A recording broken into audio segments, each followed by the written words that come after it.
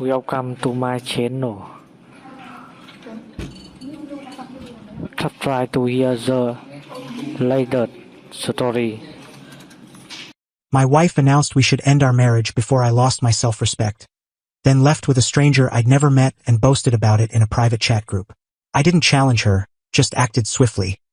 I filed for divorce, secured our finances, and sent her attorney a polite copy of the chat records. Within 72 hours, her entire plan unraveled, and her lawyer was the one desperately reaching out to me. I can still picture her face when she said it. No anger, no sorrow, just indifference. We should end this marriage before you lose your self-respect. It was a Sunday morning, and we were at the kitchen table, her coffee mug paused mid-air. So casual, as if she were suggesting we check out a new cafe. 8 years of marriage, gone in a single sentence. I asked the obvious question. Why? We're not the same anymore, she said, placing her mug precisely on the coaster. I need things you can't provide. She didn't clarify what those things were, and she didn't have to.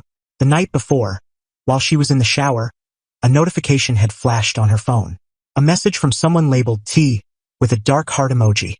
Can't wait to see you again. Next weekend's too far away. I'd never snooped through her phone before. I'd never needed to. But that night, a cold certainty gripped me when she came home late from a girls' night, wearing a scent she hadn't worn when she left. After she dropped her bombshell and left for an urgent meeting, I did what any cybersecurity expert would. I secured our digital trail. Our router tracks every device connection. Our shared cloud retains deleted files for 30 days. Our home cameras store footage for 60. I'm not possessive by nature, never have been. But I'm meticulous. What I found wasn't shocking, just thorough. Location data showing her at a downtown hotel 6 times in the past month. Texts with her friend Sarah about tea and how to execute her exit plan. Calendar entries marked as errands that matched her phone's location at that hotel. Most incriminating was a private WhatsApp group with 3 friends, synced to our shared family tablet. A device she'd forgotten was linked to her account. For months, they'd been her cheerleaders as she described her fling with Theo, a yoga instructor from her gym, who was everything unlike dull, predictable Ethan. Does he suspect anything? One friend asked. Ethan's too buried in his tech work to notice, she replied, tossing in a laughing emoji. Besides, we hardly connect anymore. When the divorce is done, he'll probably just shrug and dive back into his code. Another gem.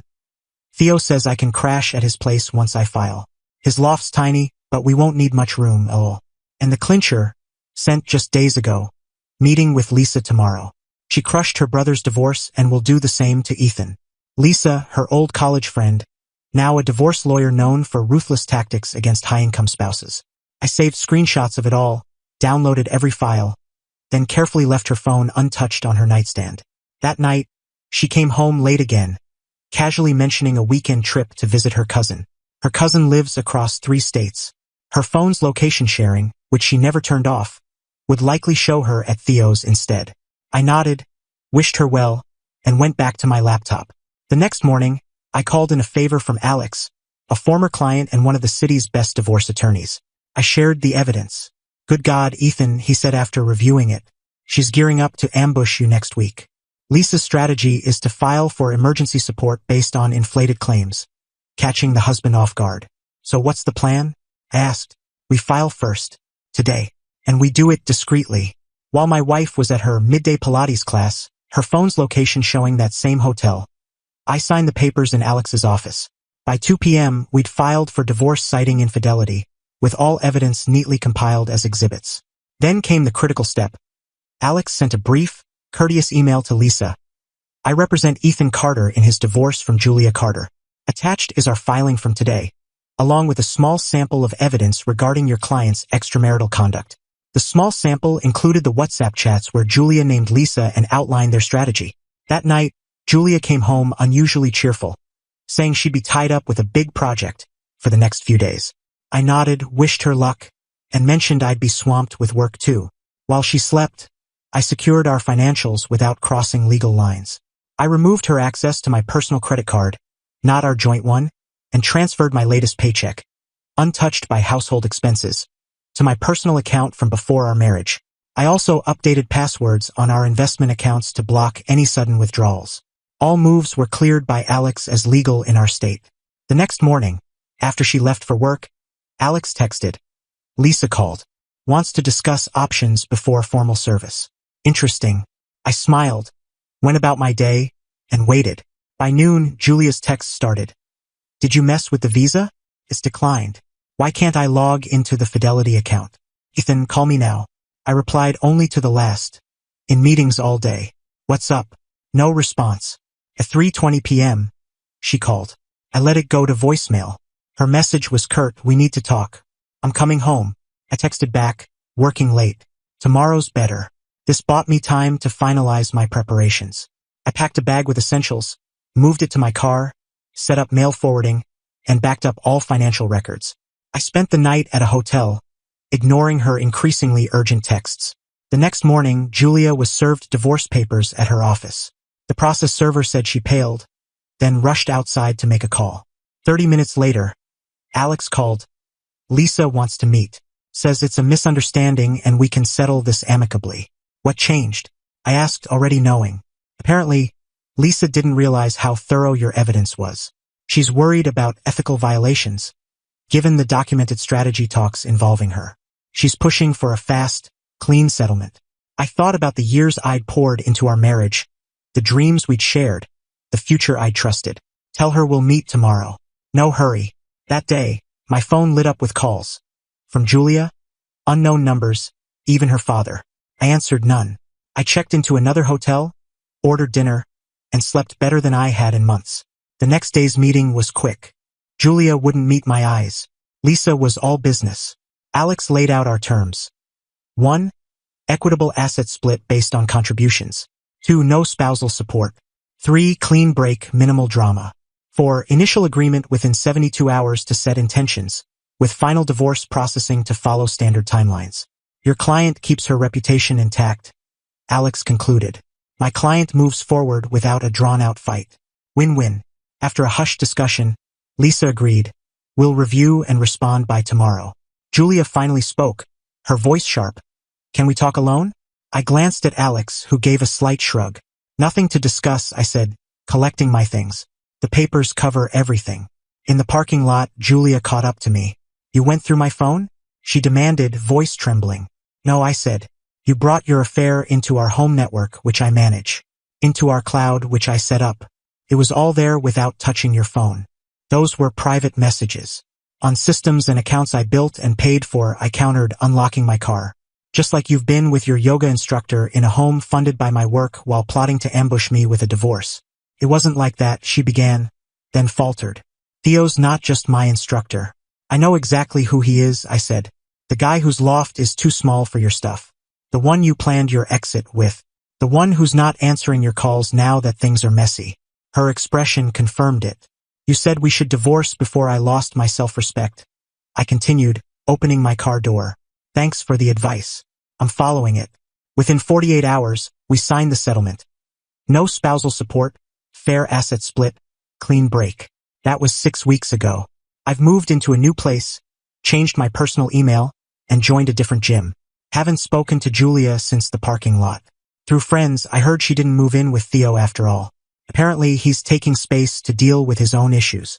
Translation: he wanted a fling, not a live-in partner. Last week, a handwritten letter from her arrived at my office. I recognized her script on the envelope. After a moment's thought, I fed it, unopened, into the shredder. Some chapters don't need a closing note. Update: 5 weeks later, I wasn't planning to update, but new developments call for it. First, thanks for the support. The comments calling me ruthless or overly strategic made me chuckle. When your spouse is cheating and scheming to blindside you, strategy is the only rational response. Some asked about Julia's family's reaction. Her father called repeatedly that first week, leaving voicemails about saving the marriage and not throwing away 8 years. I finally picked up and said, ask Julia about Theo. The calls stopped. Her older sister, who I was always close with, texted. Heard what went down. She's always been like this. Sorry, man. We grabbed drinks last week. She's still like family, even if Julia isn't. The biggest news. Lisa, Julia's attorney, is facing professional fallout. Apparently, strategizing aggressive divorce tactics with a non-client raises ethical red flags. Per Alex, she's under scrutiny by the state bar. Play reckless games, win reckless consequences. As for Theo, Julia's plan to move in with him collapsed when reality hit. Her sister says Theo claimed he needed time to process and was dealing with personal stuff. 2 weeks after our divorce finalized, he was already dating someone new from the gym. Julia's been projecting regret through various channels. Another letter, emails, messages via friends. The tone shifted from "you blindsided me" to "you don't know everything" to "please just talk." I've stayed silent, not out of spite, but because there's nothing left to say. Her latest move was sending a package to my office with keepsakes from our marriage. Old concert stubs, photos from our early days, a bracelet I'd thought I'd lost during a move years ago. The note read, "Found these while packing. Thought you'd want them." I donated the bracelet to a charity auction, shredded the photos, and carried on. Some asked if I'm dating again. Not yet. I'm focusing on rebuilding, new place, new workout routine, reconnecting with friends I lost touch with during the marriage. I'm also exploring a career opportunity one couldn't have considered with Julia, who always insisted on staying near her family. The divorce finalized smoothly. The evidence was so airtight her side had no leverage.